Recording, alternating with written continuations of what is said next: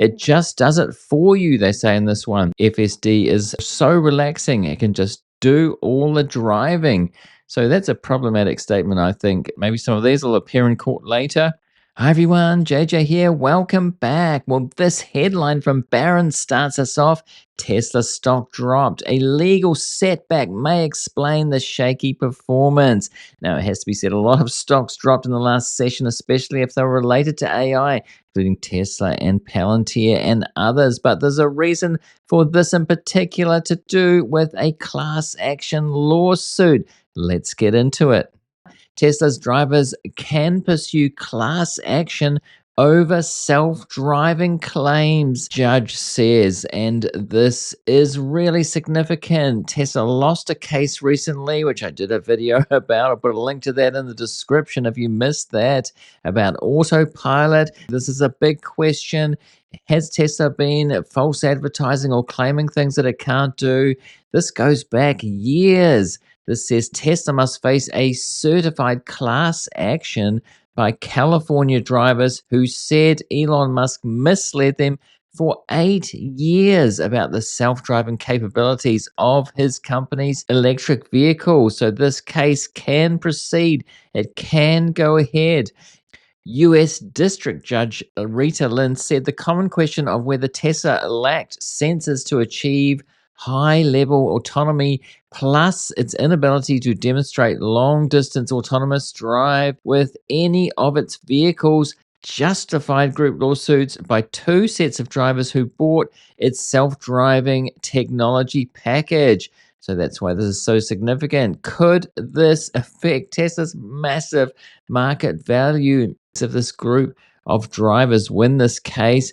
One case has already been won, it's being appealed, and as we'll see in a minute, there are a whole bunch of court cases working their way through. So this is another significant one.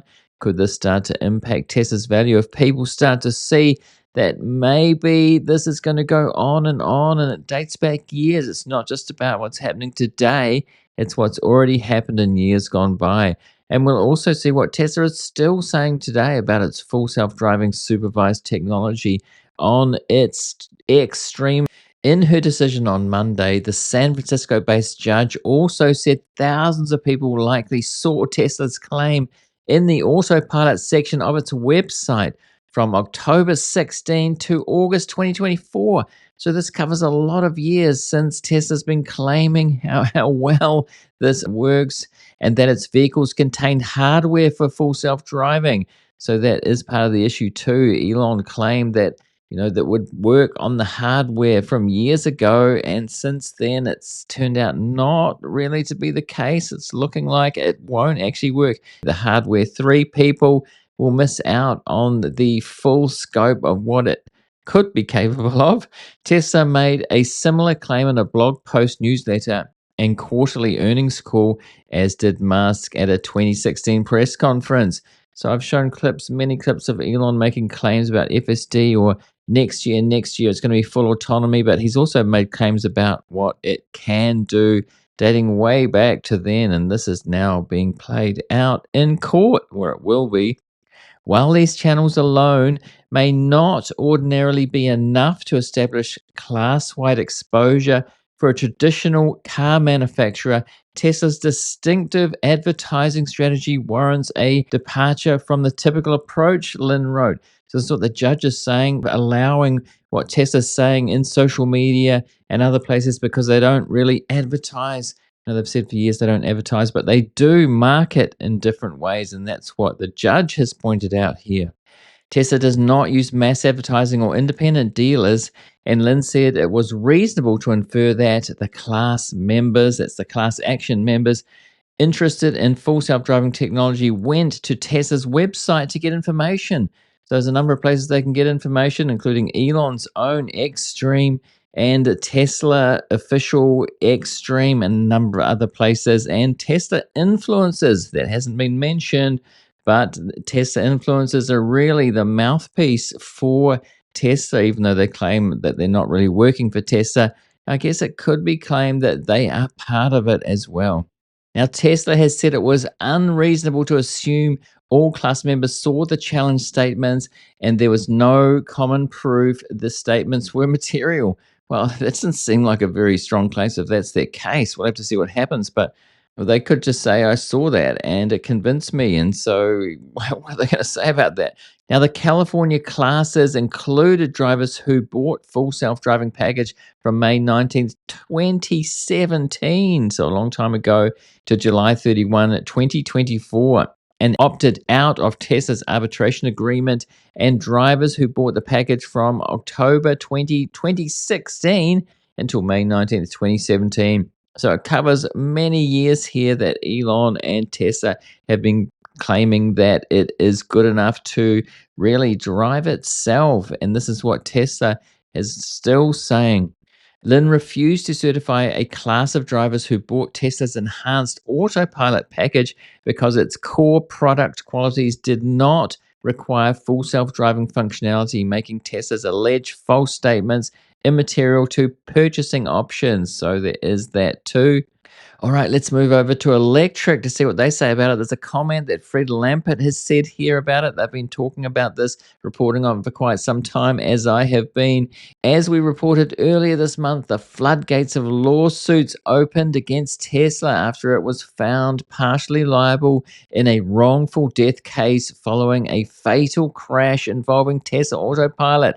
And it was a massive ruling, over 240 million, which Tesla will appeal. So we'll have to see how that goes. But you can see how the court cases could mount up here and start to be really material for the company. There are now a dozen similar cases moving forward against Tesla. On one hand, Tesla has also been fighting legal actions from owners who felt misled by the automaker regarding the capabilities. Tesla claimed that all vehicles built since 2016 have the hardware capable of achieving full self-driving, which isn't the case.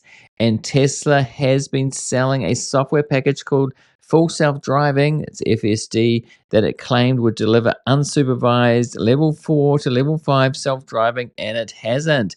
It hasn't yet. And let's see what Tesla is still saying about this.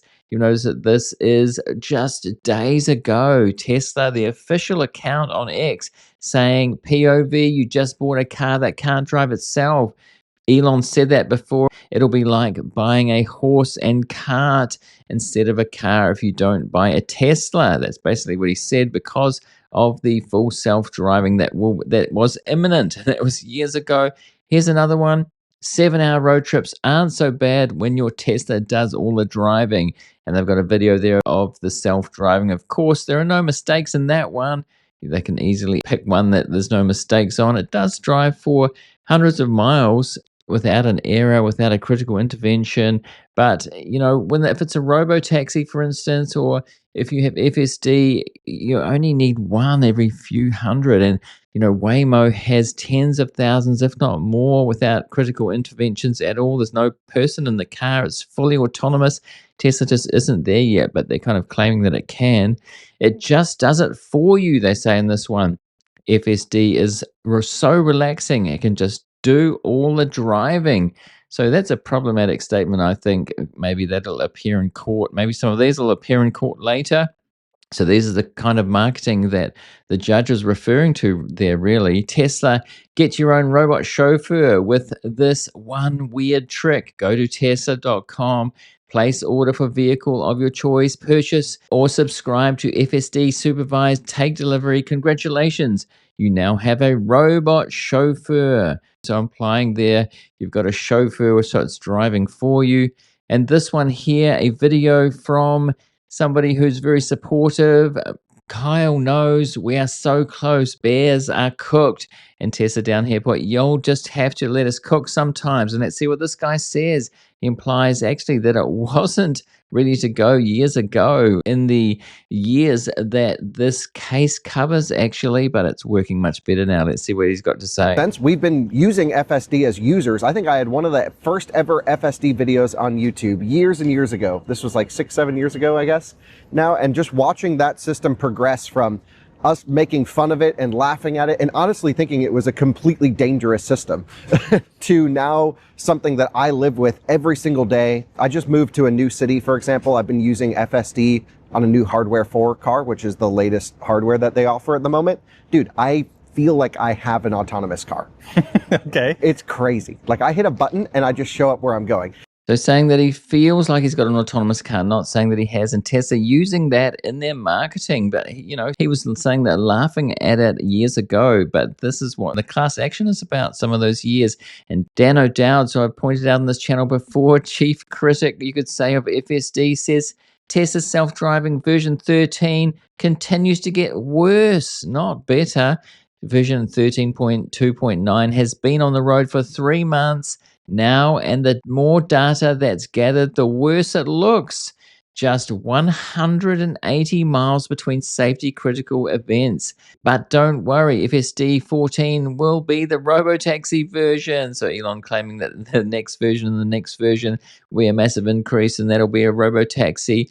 But we can see here 180 miles, that may sound like a lot, as I've said before, but if you've got a robotaxi running 24 hours a day, it can rack up that much in one day, probably. So, is it going to be one critical intervention with nobody in the car per day? That is not good. See, Waymo has a much better record than that in terms of miles traveled.